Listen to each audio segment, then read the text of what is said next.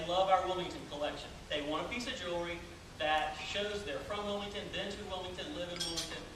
And this is the only bracelet around that does that. And so it was a compelling offer that they took advantage of off of all of it. I do a thing in my business that I call S&D, which stands for swipe and deploy. If I see somebody else's advertisement and I think it's good, or if I see somebody else's advertisement that comes in the mail to me and it comes in repeatedly, I take it and put it in a file in my office so that the next time I need to develop some type of a strategy, I flip through that file and use somebody else's idea. Am I going to use theirs exactly? No. But it spurs ideas. It causes me to think, gives me some unique ideas of ways to do it. If these guys are going to spend tens of thousands of dollars to pay a professional ad agency to come up with a strategy, why shouldn't I take advantage of it? There's no reason to reinvent it. How many people here get the dozen a year or better Bed Bath & Beyond 20% off coupons? The reason you get so many of them is because it works. They wouldn't keep doing it if it didn't work for them. So it's always good, even if somebody's outside of your industry, to really study what they're doing and see if you can make it fit what you do. Because there's always ways. Television and radio. I use those to bring in new customers. There's some keys for me to using television and radio. The first one is you've got to have a good sales rep.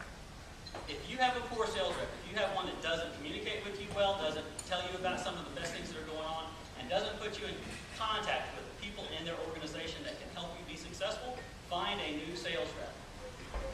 That's their job, and they can help you. They can either make your advertisement successful or they'll walk, one or the other. You shouldn't depend on yourself for all of that. That's their job. And the good sales reps are good at that. My dad always used to say that television was too expensive for us to do. And you know what? TV, dollar-wise, looks like a very expensive proposition when you're trying to advertise. Until you compare it to the return on your investment, which comes down to tracking. And I'm a big fan of tracking.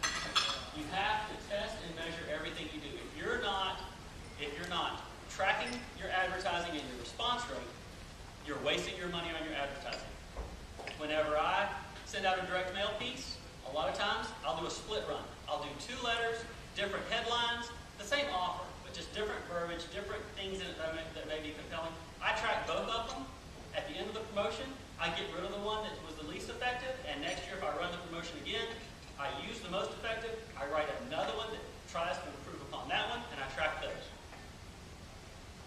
You can track your advertising through split runs. You can just do one, but make it a compelling offer that's unique to that form of media, so that if somebody comes in off of it, you know what caused them to come in. I've got an advantage. My point of sale system actually tracks it for us. When you buy something in my store, the salesperson, when they ring it up, the computer won't let them finish the sale until they answer the question of what brought you into our store. So my people are required to. In the background, I've entered the event, I've entered the cost of what I've paid for the advertising, and then it will actually do a report for me. But everybody can track their advertising, and you've got to track advertising if you're going to spend money on it. You know, I've had some great campaigns. My Car at Chest campaign, my Half Off Half the Store campaign are very successful. Year after year, those produce for me. This year I tried a new one, Christmas in July. It flopped. It was horrible. I got less than 1% response off of it. So I learned from it. I went back and analyzed it afterwards. My people, we all talked about it. I dropped it the weekend before the 4th of July. People probably didn't even see it in their mail. If they did, it was probably a week later before they saw it in their mail.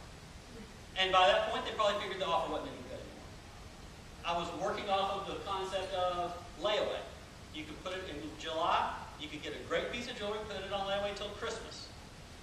I still think the layaway with today's credit atmosphere, I think layaway is a great option for businesses. But that one didn't work.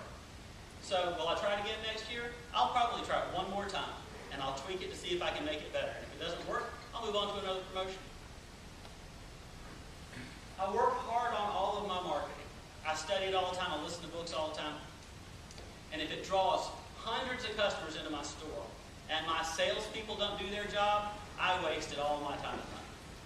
And so we developed our sales procedure in our store, and we call that the Snowden standard.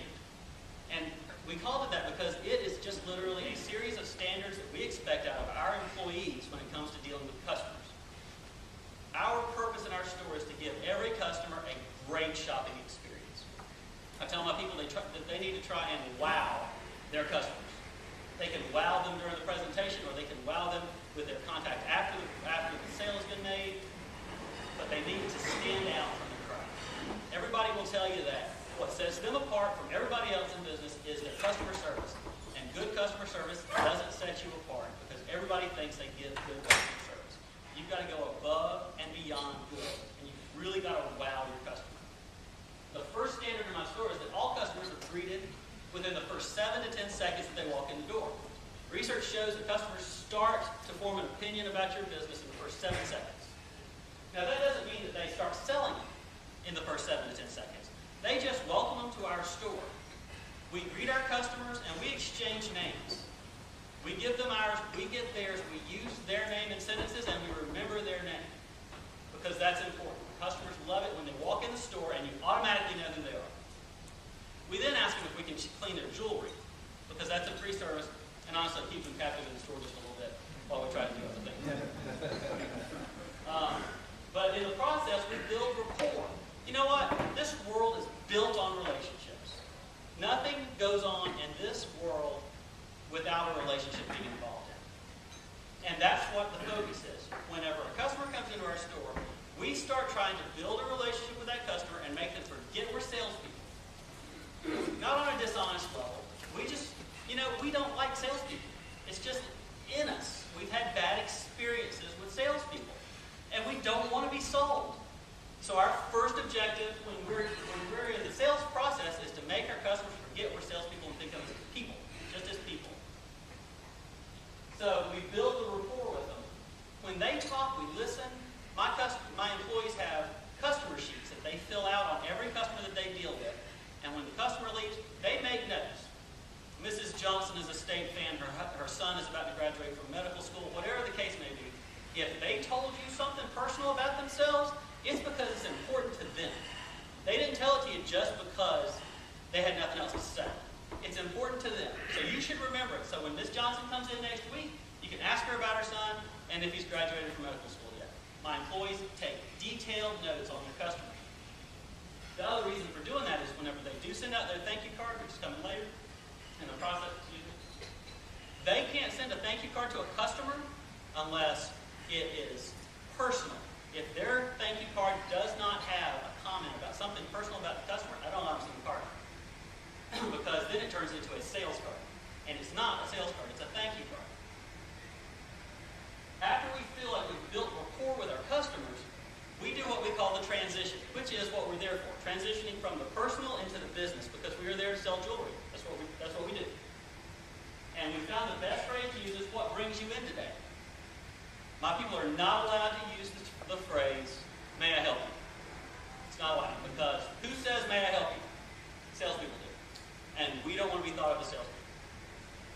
So we ask them what brings them in today. If you've done your job by building rapport with your customer, most of the time, they're going to tell you what brought them into the store today.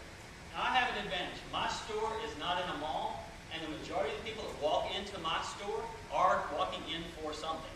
It may be a repair, it may be for a special occasion, but it's usually not just window shopping. A lot of times at this point, they will tell me, but if they don't, what is the standard thing that everybody says to a salesperson? I'm just looking. That's our pushback to a salesperson, that you don't want to be bothered, that I don't trust you, leave me alone, I'm just looking. My wife does it all the time. We'll walk into a store, we'll be there for a specific item, a salesperson will say, can I help you? She says, we're just looking. And I'll say, no we're not, no we're not, no we're not. We need a pair of jeans, we need this size, where are they? I go pick them up, fine, later. But that's just in our human nature. That's just in our human nature. We say, I'm just looking.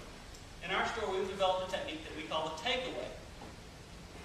And the takeaway works well, but